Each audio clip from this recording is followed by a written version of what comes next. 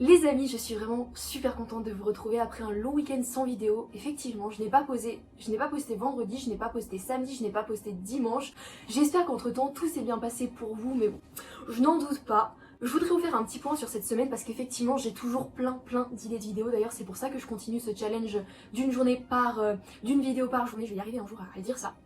Je continue sur le mois donc de février avec un rythme un peu moins soutenu, vous allez le voir, mais à l'avance je vous préviens cette semaine que je souhaiterais faire un bilan de ce que m'a apporté le fait de créer un contenu par jour. Je vous expliquerai comment j'ai eu mon inspiration, je vous expliquerai aussi comment j'ai fait, bien sûr pourquoi et surtout les résultats, ce que ça m'a apporté. J'aimerais également vous faire une vidéo plus technique en fait, mais technique entre parenthèses, enfin entre guillemets, bien gros mots pour moi puisque ce n'est absolument pas mon cas. Je ne suis pas quelqu'un de technique, mais j'aimerais quand même vous expliquer comment je faisais de A à Z mes vidéos avec notamment l'application de montage. Ça peut en intéresser plus d'un. Je sais qu'il y a beaucoup de personnes qui me demandent aussi comment est-ce que je fais les podcasts. N'hésitez pas à me le dire en commentaire que je vous fasse bien sûr une vidéo à ce sujet-là.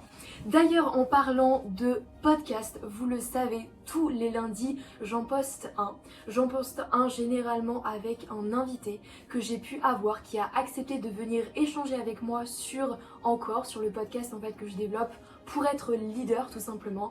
Ma cible, les étudiants, vous le savez, ma cible, mais moi-même en fait, parce que la plupart des questions que je les pose bien sûr à l'adresse des personnes qui vont écouter, mais également pour moi, puisque les invités que j'invite à chaque fois, que je reçois à chaque fois sur mon podcast, sont des personnes qui m'inspirent, qui me guident, qui me donnent des réponses aussi par rapport à mon avenir, par rapport à ma place dans le monde, par rapport à l'environnement, par rapport à mon hygiène de vie, par rapport à ma passion, bref, toutes ces questions qui nous interpellent grandement quand on est étudiant. J'espère en tout cas que ça vous intéresse si vous l'écoutez et que ça pourrait potentiellement vous intéresser si jamais vous me laissez une petite chance effectivement de vous inspirer, si vous laissez une personne que j'invite une chance de vous inspirer. Ce soir je reçois, enfin en tout cas on a tourné le podcast pour ne rien vous cacher la semaine dernière, le docteur Raphaël Pérez. Dans votre vie de manière générale, vous vous sentez comment ?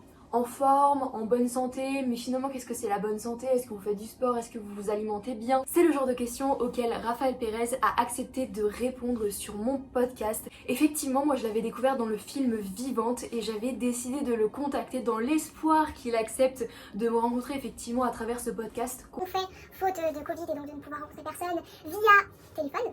Et donc il m'avait passionnée notamment en m'expliquant le rapport qu'on a aujourd'hui avec la nature, en parlant du rapport qu'on a également avec la mort, la maladie, bref, tout ce vers quoi on est revenu dans ce podcast pour répondre à mes différentes interrogations. Je crois effectivement que quand on est étudiant, quand on est jeune, on a cette idée qu'il est toujours trop tôt entre guillemets pour prendre soin de sa santé. On se dit allez, je m'en occuperai plus tard, pour le moment pourquoi m'en priver, je suis jeune, mon organisme ramasse, c'est bon, tranquille. Et en fait, plus je réfléchis à la question, plus j'étudie, plus je regarde d'études scientifiques, plus j'écoute de conférences à ce sujet-là, plus je me rends compte que c'est à nos âges que notre corps commence à créer les maladies qui nous tomberons dessus en fait quand on commencera à avoir 40-50 ans. Je voulais également échanger avec Raphaël au sujet de notre rapport à la maladie, à notre rapport à la mort, notamment durant ces temps de Covid, et on en a parlé. Et puis finalement parce que à mon âge, je suis très engagée dans la question bien sûr de l'environnement pour savoir comment est-ce que je peux avoir un meilleur rapport à lui dans ma vie de tous les jours et donc un meilleur rapport à la nature. Voilà pourquoi je m'intéresse donc à la santé naturelle et à tous ces sujets-là.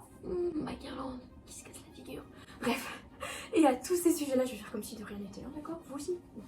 À tous ces sujets-là donc qui potentiellement vont construire le monde de demain. Bref, le podcast est disponible sur Apple Podcast, sur Spotify, sur Encore et sur plein d'autres plateformes sur lesquelles vous écoutez généralement vos podcasts. Je vous mets tous les liens dans la barre d'infos et on se retrouve dans tous les cas lundi prochain pour un nouvel épisode de podcast et demain pour une toute nouvelle vidéo. Passez une très bonne soirée ou une très bonne journée si vous me regardez en mangeant votre petit déjeuner. N'oubliez pas de vous abonner et de me laisser un petit pouce bleu et on se retrouve très vite.